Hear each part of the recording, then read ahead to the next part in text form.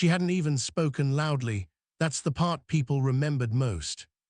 A tiny voice, shaking, almost uncertain, just drifted upward through the noise and somehow found Elvis in the middle of a roaring crowd.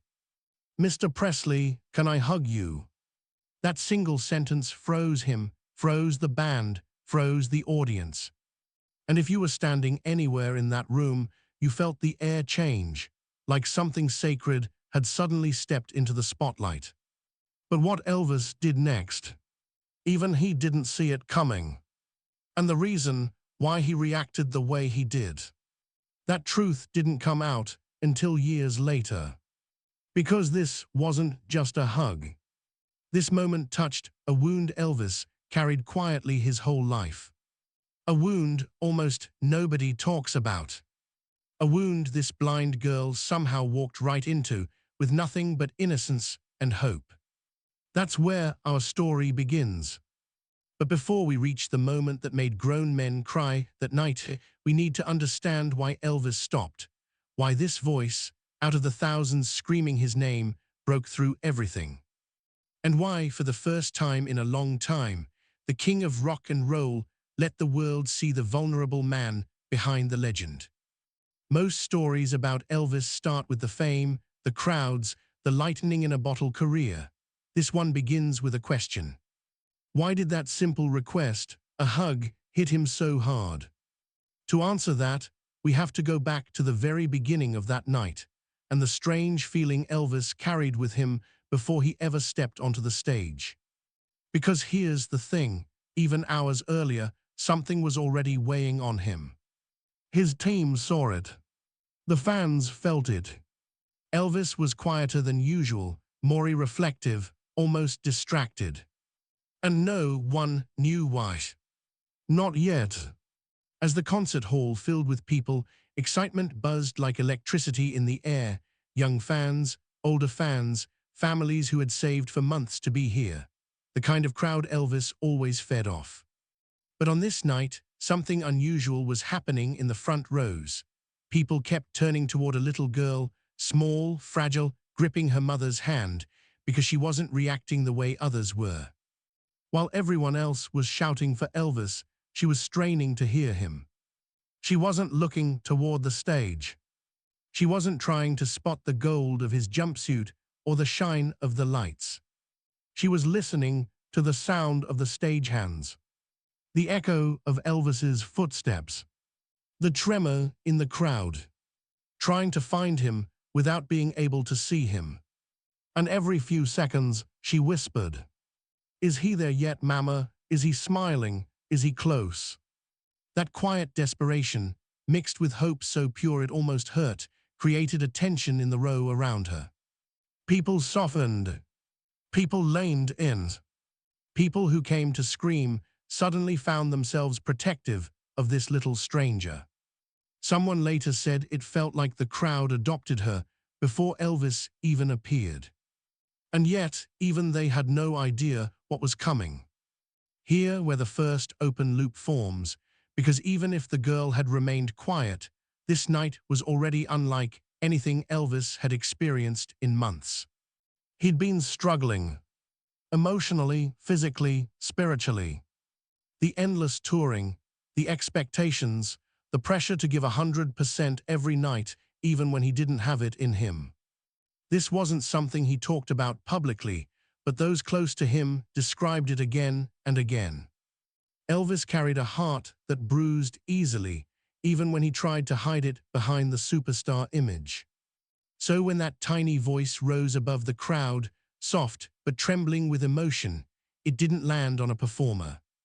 It landed on a man who was already hurting.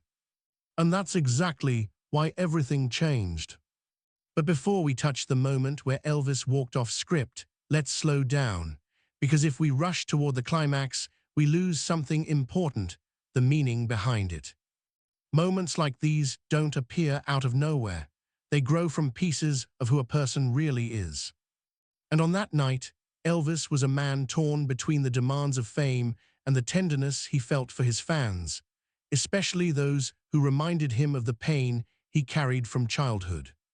Pain that would come rushing back the second he heard her voice. You see, Elvis had a lifelong connection to children who struggled, kids who were sick, kids who were poor, kids who felt invisible. This girl, without knowing it, stepped directly into that part of him. Because deep down, Elvis remembered what it felt like to want something small and impossible, and to be afraid you'd never get it. And she just asked for the one thing he could not refuse. A hug. A simple human touch that said, I hear you, I see you, even if you can't see me. The mother, meanwhile, was caught in a storm of emotions. Should she encourage her daughter? Should she protect her from disappointment? Should she risk pushing forward in a venue filled with noise, chaos, and thousands of fans who might react unpredictably? She didn't know. But she also knew something else. Her little girl had never asked for anything like this before. This wasn't just a request. This was a dream. And the mother wasn't sure she could forgive herself if she held her back. Now here, another tension point, the security guards. They weren't unkind, they were just doing their jobs. Fans rushed stages, people pushed. A hug during a live show wasn't something they could treat casually. But something in that girl's voice broke through their professional armor. One guard leaned in to listen. Then another. Soon, the people in the first few rows stopped focusing on Elvis's upcoming entrance and started encouraging the mother. Let her try. He'll hear her. Go on, give her a chance. It takes a lot to shift the entire emotional energy of a concert crowd. But she did it without even knowing. And then something else happened. Something nobody expected. Just as the band began warming up, the little girl lifted her chin, as if she was reaching toward a sound only she could hear. And she whispered again, not loud, but with a trembling certainty. Mr. Presley, I'm here. Those who heard that will tell you. It wasn't just a statement. It was a plea. Even this early in the night, there was already a sense of a thread pulling Elvis and this child toward each other, like something bigger than the show was setting the stage for what would follow. Now the scene is set. But we still haven't stepped into the concert itself. We are still holding at the edge of the moment before everything changed. And that's the power of beginnings. They create the emotional pull that makes the audience ask, why her, why tonight, why did Elvis stop everything? Those are the questions we carry with us into the introduction, for this isn't just the story of a hug. It's the story of why that hug mattered. Elvis stepped onto the stage with a smile that looked real from a distance. But up close, there was something beneath it. A hint of exhaustion. A softness that came from somewhere far away. Still, the crowd erupted. Every fan believed tonight would be like every other Elvis show. High energy, stunning vocals. The king giving more of himself than anyone expected. But in the front row, one girl wasn't cheering. She was listening. She felt the vibrations, heard the shift of his boots, picked up the tightening in the crowd's breaths. To her, Elvis was a world made of sound. And while everyone else saw him, she felt him. That difference, that pure connection, is what Elvis would later describe as the moment that broke me open. Because the girl wasn't overwhelmed by the fame, the spectacle, or the myth. She was reaching for the human being. And Elvis, who spent so much of his life being treated like a symbol instead of a person, wasn't used to that. Not anymore. This, right here, is where the emotional hook truly locks in. Because deep down, Elvis had always felt unseen in his own way. Loved, yes. Adored, absolutely. But understood, rarely. Which brings us back to the girl. She didn't know the weight he carried. But she sensed something. Kids often do. And that voice, small, trembling, full of trust, reached him through the noise. It wasn't the first time Elvis had paused for a fan.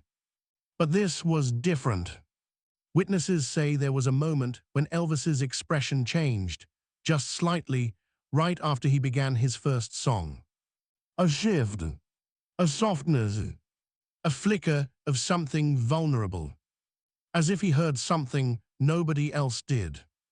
And maybe he did, because as he looked over the crowd, his eyes kept landing on the same spot, the front row, the mother, the little girl holding tightly to her arm. It was subtle, maybe even subconscious, but he glanced there again and again, as if drawn by something he couldn't explain yet. This is where the next layer of tension begins to build, because something was happening inside Elvis that even he couldn't name. But he wasn't the only one. The little girl lifted her face toward him, eyes unfocused, searching, and whispered to her mother. "I think he heard me." Her mother didn't know what to say, but the people around them did. "He did. He saw you. He's looking right at you." Were they right? Were they imagining it? Was Elvis truly sensing her? It didn't matter. Hope was building. Something rare and fragile. And hope, when mixed with innocence, has a way of creating moments fate can't ignore. But at this point in the night, nobody, not Elvis, not the girl, not a single person in that room, knew the storm of emotion that was coming. All they knew was this: a little girl was waiting, and Elvis kept glancing her way. Which raises the question, the one that pulls us straight into the next moments. What happens when a superstar finally hears the one voice in the room that isn't cheering, but simply asking to be held? That's where everything begins to change. And the next step Elvis takes will lead straight into the moment that brings the entire arena to tears. There's a part of Elvis's story most people skip past when they talk about nights like this one. They talk about the fame, the room-shaking concerts, the screaming crowds, but they don't talk about the weight Elvis carried before he ever opened his mouth to sing. And on the night he met the blind girl, that weight felt heavier than usual. Elvis wasn't just walking onto a stage. He was walking through memories that clung to him like shadows. Because deep down, Elvis still remembered what it felt like to be small, overlooked, and desperately wanting something he wasn't sure he'd ever receive. And that truth, buried beneath fame and rhinestones, played a bigger role in this night than anyone realized. But to understand why, we need to go back to the beginning. Not the beginning of the concert. The beginning of Elvis himself. Elvis grew up wanting things he didn't always get. Not because he was spoiled, but because there was nothing to spoil him with. Poverty has a way of shaping a child's heart in ways they carry forever. His mother, Gladys, used to tell stories about young Elvis holding onto small wishes like fragile treasures, wanting a toy, wanting a pair of shoes, wanting a moment of kindness from someone who didn't see him as poor or strange or forgettable. Those memories stayed with him, even after he became the most famous man in America. And on the night of this concert, those memories were stirring inside him again. But why? What triggered that old ache? Here where the tension begins. Earlier that day, Elvis had received a letter from a young fan, a child battling an illness, who wrote, "Your voice is the one thing I can count on when I'm scared." Those words lingered in his mind all evening. They followed him through sound checks and rehearsals. They sat in the back of his throat like a prayer he didn't know how to answer. So when he walked toward the venue that night, there was already a tenderness sitting in him, something raw and exposed. Something waiting for the slightest touch to open. And that touch came from a little girl who couldn't see his face, but somehow saw his heart clearer than anyone else in the room. But let's shift to the other side of this story, the child herself. The blind girl's life had been shaped by sound long before she ever stepped into an Elvis concert. She didn't see her mother's face. She didn't see the world changing seasons. She didn't see crowds, stages, or fame. But she saw music. She saw voices. She saw warmth. Elvis's voice to her was a picture. A picture of safety. A picture of strength. A picture of a world where things didn't hurt as much. She had lost her sight early, whether through illness or sudden tragedy depends on the version told, but the pain of that loss ran deep. Her mother said she would sit by the radio, feel for the dial with trembling fingers, and whisper, "Play the man with the golden voice. Elvis." She memorized his lyrics not as words, but as shapes, shapes she could hold, shapes she could lean on, shapes she could feel like sunlight behind closed eyes. Some called it obsession. Others called it coping. But to her mother, it was survival. And when she heard Elvis was performing near their town, she begged to go. Her mother hesitated. Crowds overwhelmed her. Noise exhausted her. Travel frightened her. But the girl said something that made the mother pause. "If I hear him close, just once, I'll know what the world looks like." Words like that don't come from fantasy. They come from longing so deep it feels like part of the body. So the mother made a decision she wasn't sure she could afford, but she couldn't afford not to make it. She bought 2 tickets. Front section. Close enough that the girl could feel the vibration of Elvis's voice through the floor. She didn't expect miracles. She didn't expect magic. She didn't expect Elvis to even notice them. She only wanted her daughter to hear her hero in person, to feel what she called the shape of his voice. But fate doesn't care what you expect. Fate cares what you need. And the girl needed something she didn't dare speak out loud yet. A chance to touch the man whose voice painted her world. Meanwhile, backstage, Elvis wrestled with his own ghosts. Some said he sat longer than usual that night, elbows on knees, hands clasped, staring at the floor as if searching for answers in the cracks. Some said he whispered a quiet prayer. Others said he just breathed in deeply, trying to steady himself. He wasn't sick. He wasn't angry. He wasn't anxious. He was reflective, heavy with thoughts he couldn't shake. His band members exchanged glances. They'd seen him tired before, but this was different. He was present, but distant, like someone hearing music from another room. As showtime approached, someone asked him if he was ready. Elvis looked up with soft eyes and said something strange. "I feel like someone needs me tonight." No one knew what he meant. Not yet. But those words weren't random. They were instinct. Elvis always had a way of sensing emotion around him, picking up on energies, noticing what others missed. And somewhere out there, in the front rows of that concert hall, a little girl was waiting. Hopping, needing something only Elvis could give. He didn't know she existed. Not yet. But something inside him knew he wasn't walking into an ordinary show. And that feeling followed him all the way to the moment the spotlight hit. The stage was set. The girl was waiting. And Elvis was already being pulled toward her without ever seeing her face. This is where the storm begins. Because when 2 fragile hearts move toward each other without knowing the other is hurting, something powerful happens. Something unstoppable. Something that was about to unfold in front of thousands of witnesses. The background is set. The emotional currents are moving. Now the real tension begins. And everything that happens next comes from a single, tiny voice that chose the exact right moment to ask for the impossible. The first note of the concert hadn't even settled into the air before something unusual happened. Elvis felt a pull. Not physical, not visual. Something deeper, like his heart recognized something before his eyes did. He scanned the crowd as he always did at the start of a show, but this time he paused. For a split second too long. As if his gaze felt caught.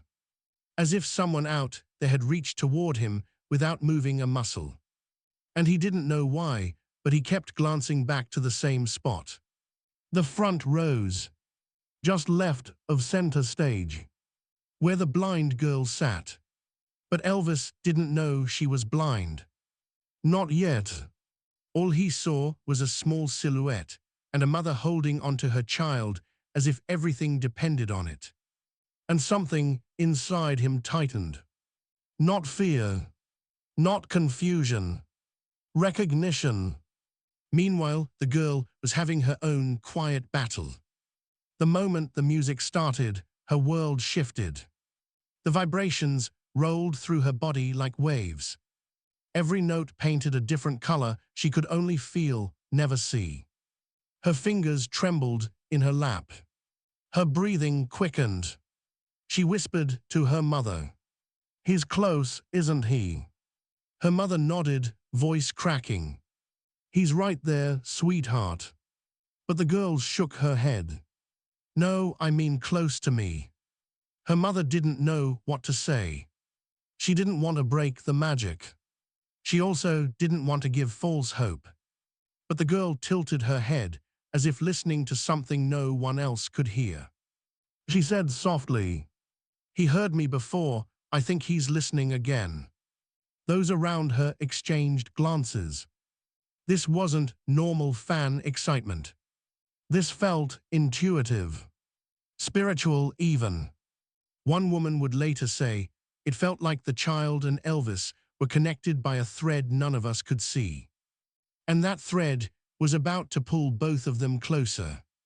Around the 10-minute mark of the concert, the tension in the room shifted. Elvis, who normally moved with explosive energy, slowed down just a bit. He wasn't distracted, he was drawn. He finished a verse, held the microphone loosely, and let his eyes sweep the front rows again. This time, witnesses swear, he stopped breathing for a moment. Because he saw her. Really saw her. Her unfocused eyes. Her hands trembling. Her head tilted slightly, listening to him like people listen to God.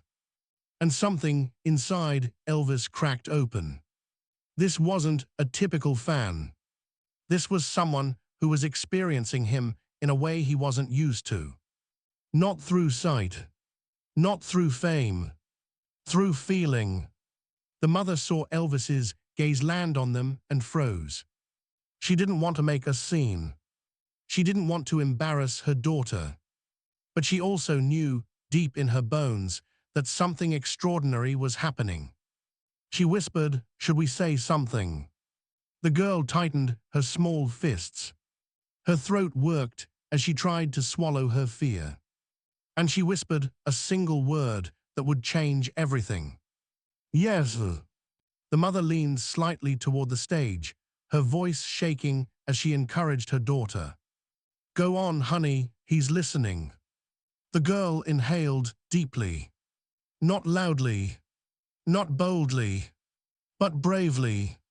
And for the second time that night, she spoke. "Mr. Presley, I'm here." It was barely louder than a breath. But Elvis stopped. Right there. Mid-step. The band kept playing for a beat before realizing Elvis wasn't moving. His eyes narrowed, trying to locate the voice again. He didn't hear the words clearly. He heard the emotion. He placed a hand on his chest. Not dramatically. Instinctively. Like something had hit him right in the heart. And the crowd noticed. People stopped dancing. Stopped cheering. Stopped whispering. A ripple of silence swept through the arena. Everyone felt it without knowing why. At this point, the mother didn't know if Elvis had truly heard her daughter. But the girl knew. She lifted her face toward him, blind eyes glistening, and whispered again. "Please, just a hug." The words were swallowed by the noise, but their emotion was. They hit Elvis like a soft blow. His posture changed, shoulders sinking, eyes softening. He raised one hand slightly, signaling the band to hold back. And they did, because they knew something was happening.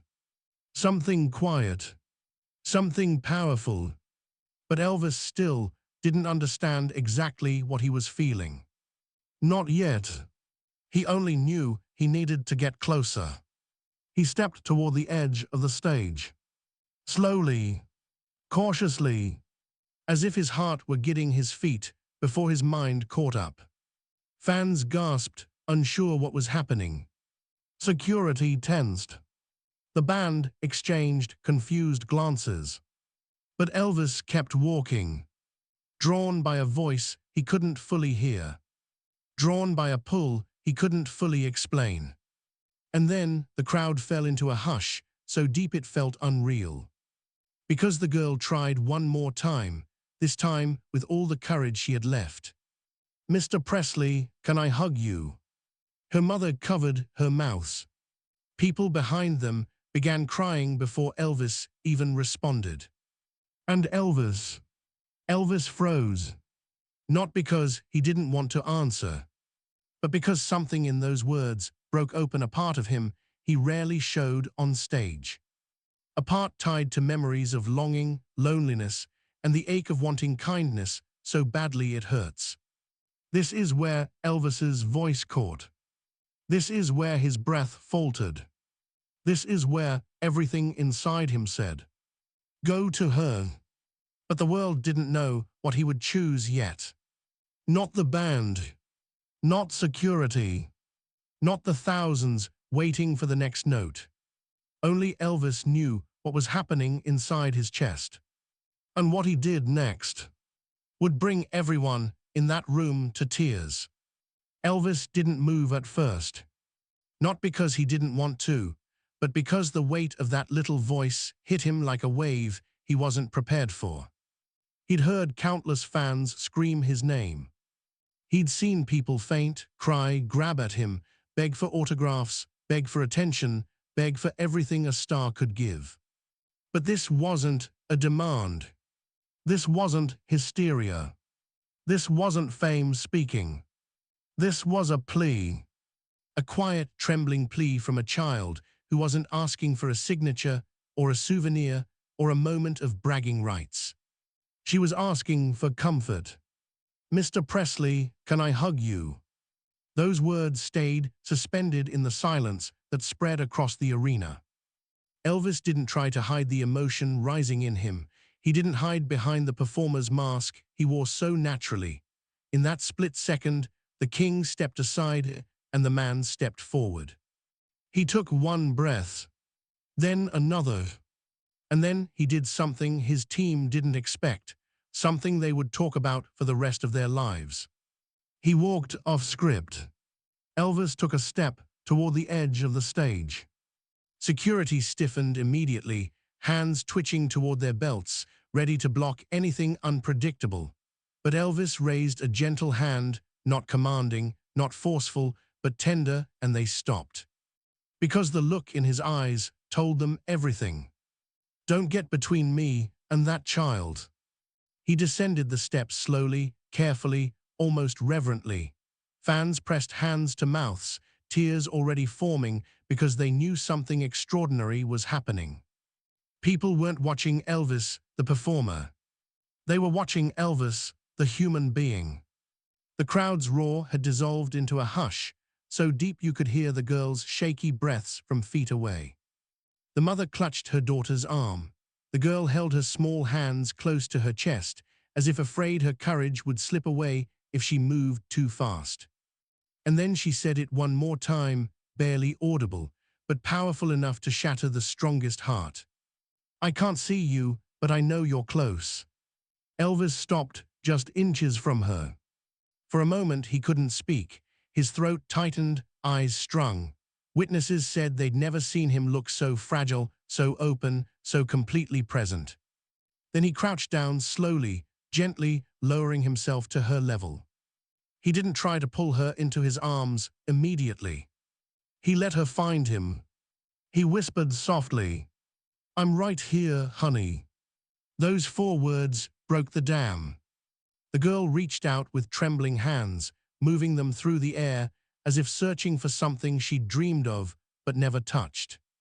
Her fingertips brushed his jaw. Elvis inhaled sharply, not from surprise, but from something deeper, something spiritual. She touched his cheek, then the curve of his hair, then the fabric of his outfit, tracing the world she couldn't see. When her hands finally stopped shaking, she whispered, "I always wanted to know what kindness feels like." Elvis's breath caught. A flicker of pain crossed his face because he remembered wanting the same thing as a child. He didn't wait another second. He opened his arms and gently pulled her into his chest. And she melted, collapsed into him as if every ounce of hope, fear, longing, and love inside her had been waiting for this single moment. The crowd erupted in sobs. Grown men cried openly. Women clung to each other. Band members wiped tears from their faces, instruments forgotten. Elvis held her like she was made of crystal, delicate, rare, precious. He rocked her slowly, whispering something into her ear that no one could fully hear. But some later claimed they caught pieces. "You're safe. I'm here. You're loved, sweetheart." He didn't let go. He didn't rush. He didn't care about the schedule, the show, the cameras, the noise. For the first time in a long time, Elvis wasn't trying to be a star. He was trying to be someone's answer, someone's comfort, someone's miracle. After a long, fragile moment, he loosened his hold just enough to look at her face. She whispered, "I can feel your smile." And Elvis closed his eyes, as if her words lifted a weight off him he had carried since childhood. He kissed the top of her head, stood to his feet, and did something that stunned everyone. He took her tiny hand in his and guided her fingers to his heart. "Feel that," he murmured. "That's what you did to me." The arena erupted again, not in screams, but in sobs. But Elvis wasn't finished. With his voice soft but sure, he said, "This little angel, she reminded me tonight what love looks like when you don't need to see it." That line would echo across fan clubs for decades. The hug wasn't just a moment. It was a revelation. And Elvis knew, deep in his bones, that this child had opened something inside him. But the world hadn't seen the full impact yet. Because what Elvis did after this moment would change the meaning of that hug forever. If the hug was the emotional peak, the aftermath was the part no one expected, the part that revealed just how deeply that moment affected Elvis. He returned to the stage slowly, almost reluctantly, as if part of him was still holding that child long after she had released him. The band watched him carefully. They were used to seeing Elvis energized, fired up, transformed by the crowd. But this was different. He looked shaken, moved, cracked open in a way the spotlight rarely allowed. When he lifted the microphone again, his hand trembled. He wasn't hiding it. He wasn't performing. He wasn't slipping back into the king. He was just Elvis. And for the first time that night, he let the audience see every vulnerable part of him. He tried to start the next song, but his voice wavered. He stopped, cleared his throat, tried again. Still shaky. The crowd didn't cheer, didn't chant, didn't push him forward. They simply waited. Because everyone in that room knew something sacred had happened. When Elvis finally found his voice, it wasn't with a powerful note or an iconic opening. It was with a confession. I needed that more than she did." Gasps spread across the hall. Elvis rarely spoke like this during shows. He was charismatic, funny, charming, yes, but raw admission, that was rare. He glanced toward the spot where the girl sat with her mother, though he couldn't see them clearly through the lights. "She reminded me," he said quietly, of how much love can heal. He paused. Let the silence breathe. Let the audience feel the weight behind his words. Then he added, with a voice trembling on the edge of breaking, "And how much I miss giving it." Those who knew Elvis said that line carried the heaviness of years, the pain of isolation, the burden of fame, the exhaustion of constantly being needed but rarely being understood. That night, Elvis didn't just perform. He opened a wound, and he let the world see inside. Backstage, the emotional aftershocks were even stronger. Elvis didn't go to his dressing room right away. He stayed near the wing of the stage, asking repeatedly, "Where's the little girl? Is she okay? Did someone help her mother?" He wasn't checking for publicity. He wasn't thinking about headlines. He was worried, visibly, deeply worried. Members of his team exchanged looks.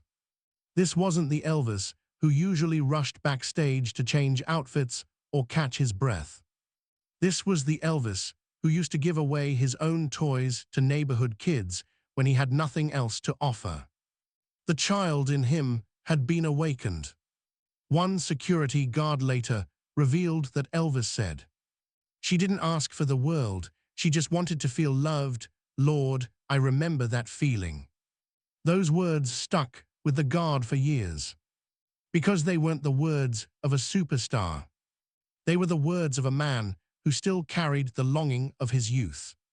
Meanwhile, the girl and her mother were trying to process what had just happened. The mother held her daughter tightly, tears dripping into the child's hair. But the girl, she wasn't crying. She was smiling.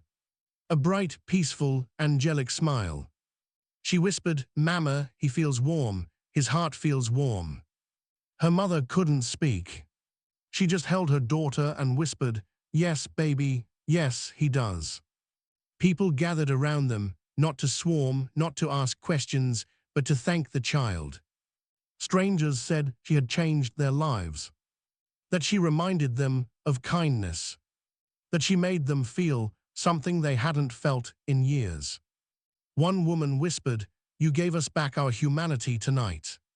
But the girl simply said, "I just needed a hug." Sometimes miracles don't require spectacle. Sometimes they require a whisper. News of the moment spread instantly. Fans who had witnessed it couldn't wait to tell the world what they saw. Phone lines buzzed with emotional retellings. Radio hosts described it as a moment that reminded America why Elvis mattered. But while the world was reacting, Elvis was still processing.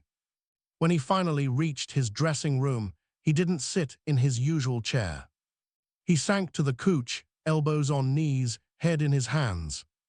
His cousin, Billy, said Elvis whispered to himself, "She touched my face like she was trying to see my soul." He didn't say it proudly. He said it like someone overwhelmed by a truth they didn't expect. Because Elvis had been adored for so long that most people touched him with excitement, not reverence. The blind girl touched him like she was discovering hope. And that broke him, in the most beautiful way. Later that night, Elvis requested something unusual. He told his team, "Find her family, I want to help them get home safe, and I want to send something for her." He didn't ask for cameras. He didn't ask for press. He didn't want applause. He just wanted to give back even a fraction of the healing she had given him. But here's the part most people don't know, the part that carried the deepest emotional truth. Elvis stayed awake long after everyone else left. He sat alone, remembering her small hands exploring his features, the way she leaned into him like he was a source of light in a dark world. And he whispered something no one heard clearly, but one bodyguard later recalled fragments.